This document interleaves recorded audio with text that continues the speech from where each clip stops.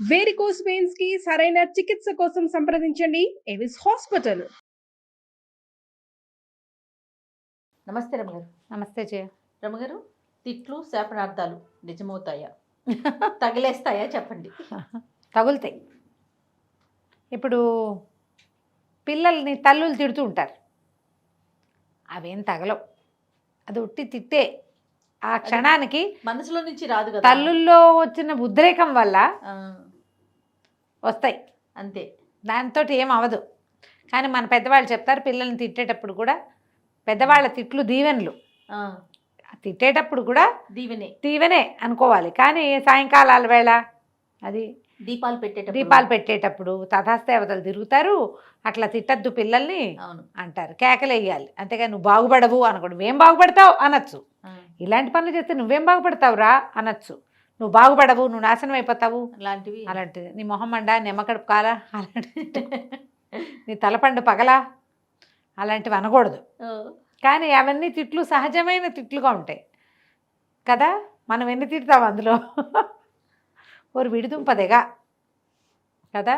మా ఆంటీ ఒకటి మొదలారా అంటారు, దీని మొదలారా అంటారు. ఆరటం అంటే పోవటమా అంటే ఏం కాదమ్మా, అది తిట్టు కాదు దీవెనే అంటుంటారు.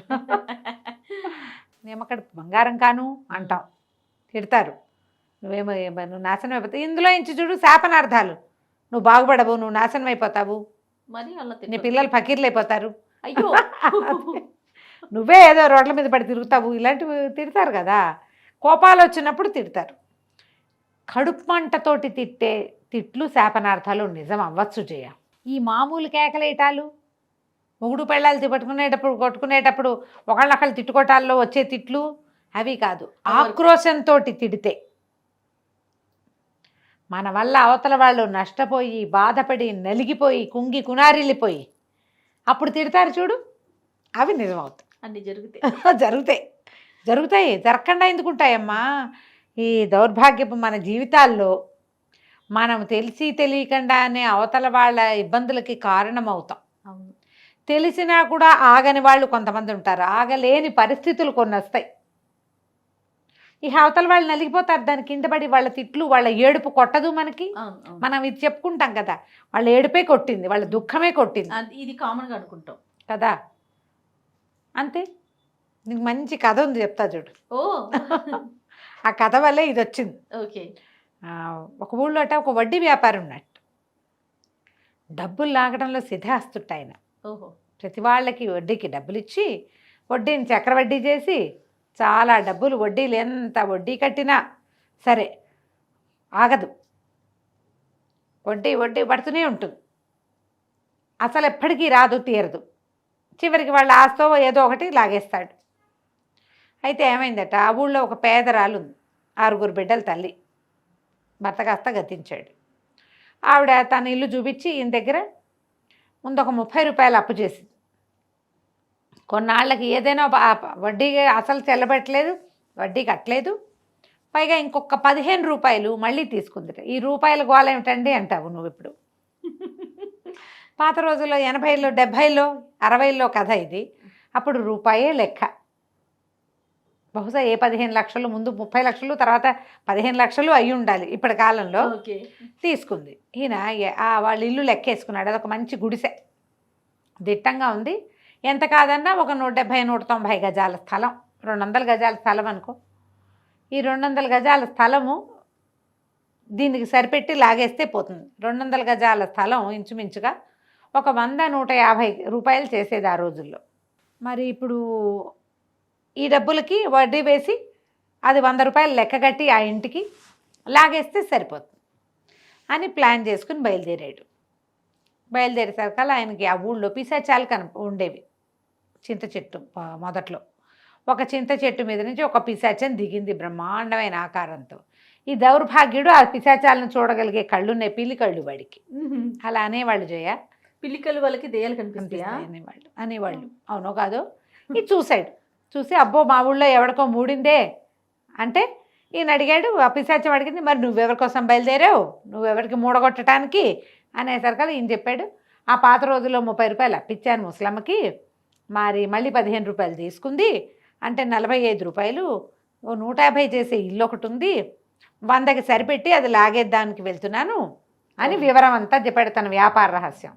పిశాచం అంది, మమ్మల్ని అందరూ ఆడిపోసుకుంటారు కానీ మీ మనుషుల్లో మమ్మల్ని మేము ఎంచిన వాళ్ళు ఉన్నారు, నువ్వు మామూలు వాడివే, 45 రూపాయలకి 150 రూపాయలు ఇల్లు సరిపెడదామని చూస్తున్నావే, మీరే గొప్ప గ్రేట్ మాకంటేను, మాకు మీ అంత జాత కాదు అన్నది పిశాచం. ఇద్దరు కలిసి నడవడం మొదలుపెట్టారు. నడవటం మొదలు పెడితే ఒక ఇంట్లో అరుగు మీద ఒక పిల్లాడు కాళ్ళు ఆడిస్తూ కూర్చున్నాడు. వాళ్ళ అమ్మేమో వాడిని తిట్టింది, ఓరి నిన్ను పిశాచం మింగా చచ్చినవాడా, వాకిలి తలుపు దొడ్డి తలుపు వేసిరారా అంటే పెరటి తలుపు తీసొచ్చో పిల్లమండి వచ్చి పాలన్నీ తాగిపోయింది, నేను పిశాచం ఎత్తుకుపోను అని ఇలా అనేసరికల్ సావుకారు అన్నాడు, ఈ వడ్డీ వ్యాపారి, అదిగో అదిగో ఎవరో నిన్ను పిలుస్తున్నారు, నీకు మంచి బిగిరాకి వచ్చి పడింది, పిల్లాడు నవనవలాడుతున్నాడు, పోయి తెచ్చుకోపో అన్నాడు. అనేసరికల్లా ఈ పిశాచం అంది నవ్వుతూ, అది నాకు ఇవ్వడానికి పిల్లవలా, పిల్లాడిని ఊరికే తిడుతోంది, తిట్లు అవి, వాటికేమవుతుందో టొట్టి మాట, పిశాచానికి ఇస్తానని పిలవటల్లా వాడు తలుపేయలేదని తిట్టడానికి ఆ వాక్యం వాడుతోంది తల్లి. ఎవరైనా రెడీగా ఇచ్చేసే పరిస్థితి వస్తే అది వేరే కదా, ఇవేం మనకు పాఠం, ఈ ఆహ్వానం నాకు సరిపోదు అని పిశాచం నడవటం మొదలెట్టింది. ఆ వాకిట్లో కూర్చున్న 10 ఏళ్ల పిల్లాడు లేచి లోపలికి వెళ్ళాడు, వాళ్ళ అమ్మ ముటికాయ ముట్టి వాకిలి తలిపేసి వాడిని లోపల తీసుకుపోయింది. ఈ వ్యాపారి ఈయన ఇద్దరు నడుస్తుంటే ఒక వాకిట్లో భార్య భర్త జుట్టు పట్టుకోవట్లేదు, అంతే చాడా మాడా పోటాడేసుకుంటూ ఆయన అన్నాడు, ఓసి నేను మొహం మండా, నేను పిశాచం మింగయ్యా, నా రూపాయలన్నీ తీసుకెళ్ళి మీ పుట్టింటే దాన్ని పెడుతున్నావు కదే అంటే మా నాన్న ఇచ్చేస్తాడని చెప్పాను కాదు అని ఆవిడ అంటోంది. అనేసరికి వడ్డీ వ్యాపారం అన్నాడు మళ్ళీ పిశాచంతో, అదిగో పిశాచాన్ని నిన్ను మింగబెట్టడానికి పెళ్ళాన్ని సిద్ధంగా ఉంచాడు ఆయన, పోయి ఆవిడని మింగేసే, ఈ పూటకి నీకు ఆహారం సరిపోతుంది అన్నాడు. అనేసరికల్లా పిశాచం అంది, అబ్బాయి ఒకటి శాపనార్థాలు, నిజంగా ఇవ్వాలని కాదు, తన డబ్బులు ఏవో పోయినాయని అంటున్నాడు, ఒకవేళ ఇచ్చేస్తారని చెప్తోంది కదా, ఆయన చూస్తాడు మీ నాన్న వడ్డీ ఇస్తాడా అని అడుగుతాడు వాడు, కాబట్టి అది నాకు పిలుపు కాదు.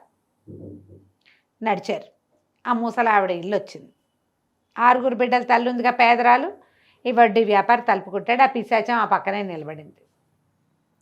నిలబడి చూస్తోంది.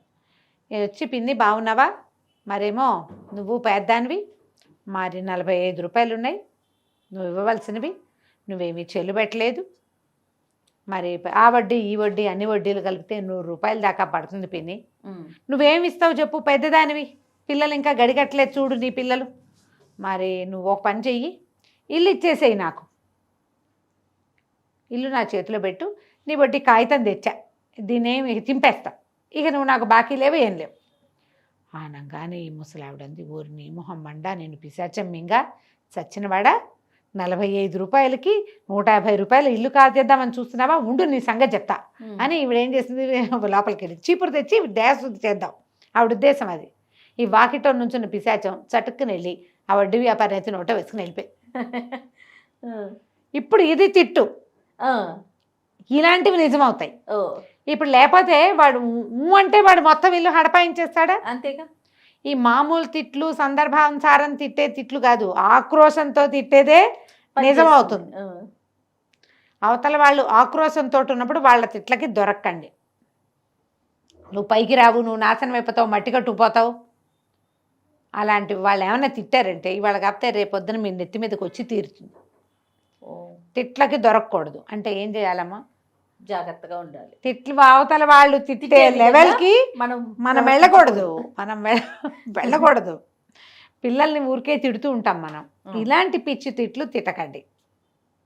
సాయంకాలాలు తిడదాం, వాళ్ళు మండిపోతుంది అని పాడు చేసేస్తున్నారు, నాశనం చేస్తున్నారు, ఇల్లు శుభ్రంగా ఉంచట్లేదు, బాగా చదవట్లేదు, ఏదో ఈ పిల్లల్ని ఏమంటారంటే జనరల్గా అనే మాట చేయ, వాడికి మార్కులు వచ్చినాయి, వాడు కలెక్టర్ అవుతాడు రేపొద్దున, నువ్వు అడుక్కు తింటావు, పందులు కాసుకోవాలి నువ్వు అంటారు కదా, అడుక్కు తింటావని, పందులు కాసుకుంటావని, పనికి మాలిన వాడవని, ఇలా పిచ్చి తిట్లు తిట్టకండి. ఏమవ్వాలనుకుంటున్నావు నువ్వు ఈ కాస్త చదువుతోటి అని కనుక్కోండి, వాడే చెప్తాడు. నేను పెద్దయ్యాక ఐఏఎస్ అయిపోతా అంటాడు, తథాస్తు దేవతలు అప్పుడు దీవిస్తారు. నువ్వు అడుక్కు తింటావని నువ్వు అన్నప్పుడే తథాస్తు దేవతలు దీవిచ్చారనుకో, అప్పుడేం చేస్తాము, అదే కదా. అందుకని అలా కాకుండా పాజిటివ్గా తిట్టండి. తిట్లో కూడా పాజిటివిటీ, వాడితోటి సమాధానం చెప్పించండి, ఏమవుతాడు స్కూల్కి వెళ్ళిన ఒక అడ్వర్టైజ్మెంట్ ఒకటి చూస్తుండేదాన్ని నేను. ఈ మధ్య చాలా రోజులైంది, మర్చిపోయాను. ఓ పిల్లాడిని వాళ్ళ అమ్మ నేను స్కూల్కి వెళ్ళిన అంటాడు. ఏం చేసుకుంటే గేదెలు కాసుకుంటా అంటాడు పిల్లాడు.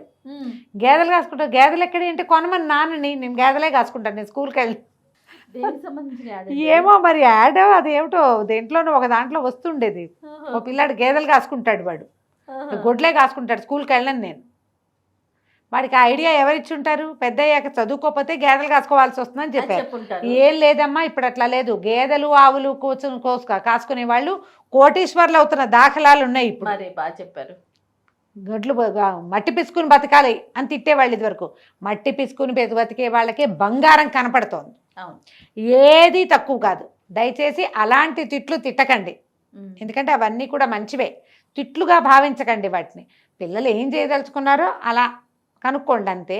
అనవసరమైన తిట్లు శాపనార్థాలు చేయబోకండి. ఈ కథ పిల్లలు చెప్పండి, సరదాగా బాగుంటుంది. కథ కంచికి మనం ఇంటికి. రైట్. నమస్తే రమ్య గారు. నమస్తే.